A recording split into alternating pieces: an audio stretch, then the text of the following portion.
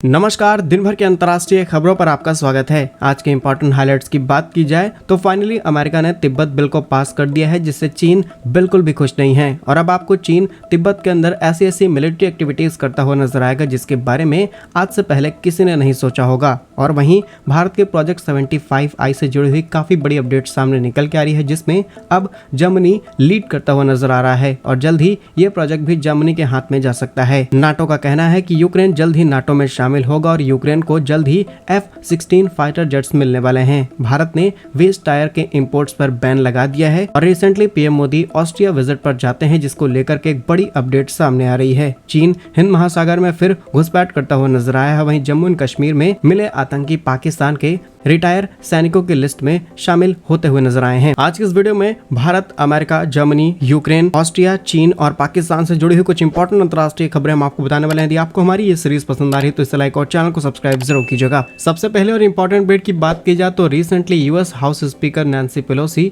भारत और तिब्बत पहुंचती है। उसके बाद वो दलाई लामा से मुलाकात करती हैं, क्योंकि रिसेंटली यूएस के अंदर एक बिल पास होना था जिसमें तिब्बत को उसकी सही आइडेंटिटी मिल सके। लेकिन ये वही यूएस हाउस स्पीकर हैं, जब ये ताइवान जाती हैं तो इनको लेकर के चीन पूरी तरीके से घमासान शुरू कर देता है और कहता है कि अगर ये ताइवान पहुंचती है तो हम ताइवान के ऊपर हमले करेंगे। इसके बावजूद भी ये सक्सेसफुली उस विजिट को कंप्लीट करती हैं। लेकिन रिसेंटली जब ये भारत आती हैं तो ये उसी बिल के लिए आती हैं जिसका नाम है रिजॉल्व तिब्बत एक्ट, जिस बिल का मकसद यही है कि इसे तिब्बत की खोई हुई आइडेंटिटी उसको वापस लौटाई जाए। इसके अलावा उसमें अलग अलग भाषाएं जिस तरीके से इस्तेमाल की जाती हैं उनका इस्तेमाल हो, संस्कृति, धार्मिक विरासत और सभी चीजों को संरक्षित किया जा सके। इस चीज को लेकर के अमेरिका काफी ज्यादा एक्टिव है। फिलहाल अमेरिका के कई हाउसों से इस बिल को पास किया जाता है, लेकिन राष्ट्रपति के हस्ताक्षर अभी तक बाकी थे और अब फाइनली अमेरिकी राष्ट्रपति जो बाइडेन ने इस विधेयक के ऊपर हस्ताक्षर कर दिए हैं, जिससे पता चलता है कि अमेरिका तिब्बत का खुल करके समर्थन कर रहा है और इससे चीन बिल्कुल भी खुश नहीं है। चीन ने लगातार इस तिब्बत एक्ट का विरोध किया है। इसके बावजूद भी फाइनली अमेरिकी राष्ट्रपति का इस पर हस्ताक्षर बताता है कि इस समय अमेरिका किसके साथ स्ट्रांगली खड़ा है और भविष्य में चीन आपको तिब्बत के अंदर कई ऐसी मिलिट्री एक्टिविटीज करता हुआ नजर आएगा जिसके बारे में आज से पहले किसी ने नहीं सोचा होगा, क्योंकि चीन तिब्बत के रास्ते भारत को घेरने की कोशिश करने में लगा हुआ है। लेकिन अब ये लड़ाई सिर्फ तिब्बत और चीन की नहीं बल्कि अब अमेरिका और चीन के बीच हो चुकी है और अमेरिका कितना ज्यादा स्ट्रांग है चीन इस बात को बहुत अच्छे से जानता है। अगली इंपॉर्टेंट अपडेट की बात की जाए तो भारतीय नौसेना में शामिल होने वाली सबमरीन प्रोजेक्ट, जिसे प्रोजेक्ट 75I के नाम से भी जाना जाता है, इसमें दो बड़े देश पार्टिसिपेट कर रहे थे जिसमें जर्मनी और स्पेन शामिल हैं। लेकिन अब जर्मनी इसमें काफी ज्यादा आगे निकल चुका है। जर्मनी ने कई अपने नियम कानून पूरी तरीके से बदल दिए हैं। इसके अलावा कंपनी मल्टीपल टेक्नोलॉजीज भारत को सीधे ट्रांसफर करना चाहती है ताकि किसी भी हालत में जर्मनी को ये कॉन्ट्रैक्ट मिल पाए। डिटेल्स की बात की जाए जर्मनी की TKMS, जिसे हम जर्मनी की सबमरीन कंपनी थीसियनक्रोप मरीन सिस्टम के नाम से जानते हैं, इसने वो सारी डिटेल्स भारत को सौंप दी है जिसके बेसिस पर इस नई सबमरीन को तैयार किया जाएगा। वहीं स्पेन की कंपनी नवांतिया की तरफ से अभी तक सही तरीके से रिपोर्ट सबमिट नहीं की गई है और जो डिटेल्स किसी प्रोजेक्ट को लेकर के सबमिट की जाती हैं वो अभी तक नहीं पहुंची हैं। फिलहाल जर्मनी ने भारत के सामने अपनी 214 क्लास की सबमरीन ऑफर किए हैं, वहीं स्पेन ने S80 सबमरीन का ऑफर दिया है। रिसेंटली भारतीय नौसेना की टीम इन दोनों ही देशों में जाती है इन सबमरीन को टेस्ट करने के लिए। इसमें लगी हुई AIP टेक्नोलॉजीज टेस्ट किया जाता है, लेकिन जर्मनी के पास जो भी सबमरीन्स हैं उनमें AIP टेक्नोलॉजी बहुत पहले से इस्तेमाल हो रही है और काफी ज्यादा अपग्रेड हो चुकी है। अगली इंपॉर्टेंट अपडेट की बात की जाए तो ये नाटो समिट से सामने निकल के आ रही है, जहां पर नाटो का कहना है कि यूक्रेन जल्द ही नाटो में शामिल होगा, नाटो की सदस्यता यूक्रेन को मिलेगी और जल्द ही F-16 लड़ाकू विमानों की सप्लाई भी यूक्रेन को की जाएगी। यानी कि ये रूस के लिए एक नई चिंता का विषय है। हाल ही में नाटो में शामिल करीब 32 देशों ने मिलकर के एक इंपॉर्टेंट बैठक की। इस बैठक के दौरान अनाउंसमेंट की जाती है कि यूक्रेन को करीब 40 अरब यूरो यानी कि करीब 43.3 अरब डॉलर की मदद भेजी जाएगी और इसी के साथ इसमें कई एडवांस लड़ाकू विमान जैसे कि F-16 और कई एयर डिफेंस सिस्टम का सपोर्ट भी दिया जाएगा और अब इनकी सप्लाई 1 महीने के अंदर शुरू कर दी जाएगी। वहीं अमेरिका इस बात को भी एक्सेप्ट कर रहा है कि रूस ने एडवांस वेपन्स का इस्तेमाल करना शुरू कर दिया है यूक्रेन के खिलाफ। अगर जल्द से जल्द ये सप्लाई नहीं की गई तो यूक्रेन का काफी बड़ा डैमेज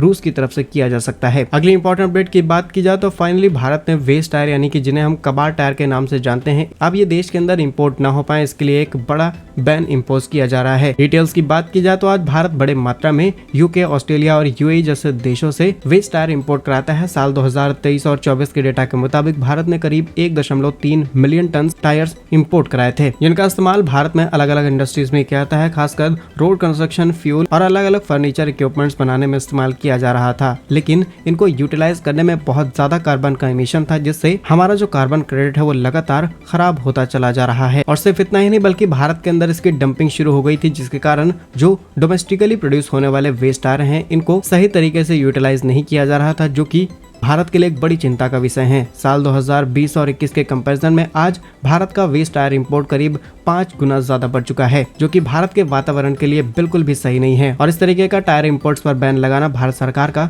सबसे बड़ा कदम माना जा रहा है। आपके हिसाब से भारत सरकार का ये कदम सही है या फिर नहीं? कमेंट्स में अपनी राय जरूर बताइएगा। अगली इंपॉर्टेंट अपडेट की बात की जाए तो रिसेंटली प्रधानमंत्री मोदी जी ऑस्ट्रिया विजिट पर जाते हैं, जहाँ पर वो मेक इन इंडिया मिशन और भारत की बढ़ती अर्थव्यवस्था को देख करके कैसे अलग अलग देश की कंपनीज भारत में इन्वेस्टमेंट कर सकती हैं, इस पर डिटेल शेयर की जाती हैं। जिसके बाद कई इंटरनल रिपोर्ट्स के मुताबिक कई कंपनियों ने भारत के अंदर इन्वेस्टमेंट वो काफी ज्यादा प्रायोरिटी देनी शुरू कर दी है। इसमें मेजॉरिटी सेमीकंडक्टर, मेडिकल, सोलर से जुड़ी हुई कंपनीज हैं जो भारत के अंदर बड़ी इन्वेस्टमेंट करना चाहती हैं और एक साल के अंदर ये कई बिलियन US डॉलर की इन्वेस्टमेंट भारत के अंदर कर देंगी, क्योंकि भारत की PLI स्कीम और मेक इन इंडिया मिशन से कंपनीज को काफी ज्यादा फायदा मिल सकता है। बस देश के अंदर जो सिंगल विंडो क्लियरेंस सिस्टम है इसको अगर गवर्नमेंट और ज्यादा प्रायोरिटाइज करना शुरू कर दे तो डेफिनेटली भारत के अंदर इन्वेस्टमेंट और ज्यादा बढ़ जाएगी। अगली सबसे इंपॉर्टेंट अपडेट की बात की जाए तो हिंद महासागर में चीन के 2 जासूसी जहाज फिर से घुसते हुए नजर आए हैं। डिटेल्स की बात की जाए तो रिसेंटली भारत ने ऑब्जर्व किया कि चीन के 2 बड़े जहाज हिंद महासागर में देखे गए हैं, जिनमें से एक का नाम है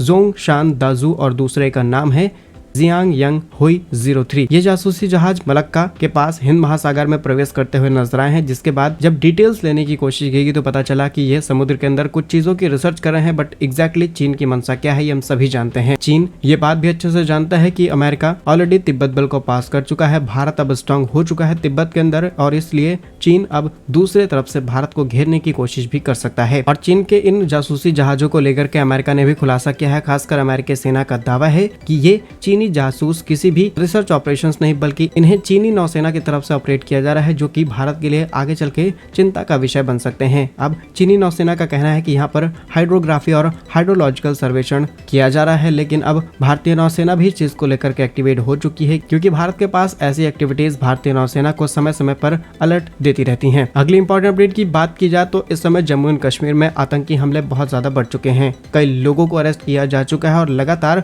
हमले देखे जा रहे हैं, लेकिन इसी बीच डिटेल सामने निकल के आ रही है कि जम्मू एंड कश्मीर में जो हमले देखे गए हैं इसमें पाकिस्तान के रिटायर सैनिक शामिल हैं और इनके पास US आर्मी के हथियार हैं। चीन की तरफ से इन्हें फोन सेट्स मिल रहे हैं और तमाम तरीके के हथियार ये अलग अलग देशों से मंगा करके भारत के खिलाफ इस्तेमाल करना शुरू कर चुके हैं, क्योंकि अभी तक जो भी आतंकवादी पकड़े गए हैं इनके पास एडवांस वेपन्स मिले हैं और इनके पास टेक्निक्स भी हैं उन सभी वेपन्स को चलाने की। और भारत में जो भी जनरल ऑफिसर्स हैं उनका कहना है कि ये वेल ट्रेंड और हाईली ट्रेंड ऑफिसर्स के जैसे ही रिएक्ट करते हैं। इनके पास वो सारी एक्टिविटीज और क्वालिटी नजर आती है, जिससे पता चलता है कि ये कहीं ना कहीं किसी देश की एक्स आर्मी से रिटायर लोग हैं। जिससे ये बात तो क्लियर होती है कि पाकिस्तान में काम कर रही आर्मी हो या फिर पाकिस्तान में रिटायर आर्मी, सबका एक ही मकसद है कि किस तरीके से भारत को नुकसान पहुंचाया जाए। और इस तरीके की रिपोर्ट्स इस बात का खुलासा करती हैं कि वाकई पाकिस्तान किस हद तक जा सकता है। अब देखते हैं भविष्य में इस तरीके की रिपोर्ट्स के बेसिस पर भारत सरकार क्या एक्शन लेती है और पाकिस्तान भविष्य में ऐसा कुछ ना कर पाए, इसके लिए भारत कौन सी बड़ी तैयारी कर रहा है, इसके बारे में आगे चल के पता चल जाएगा।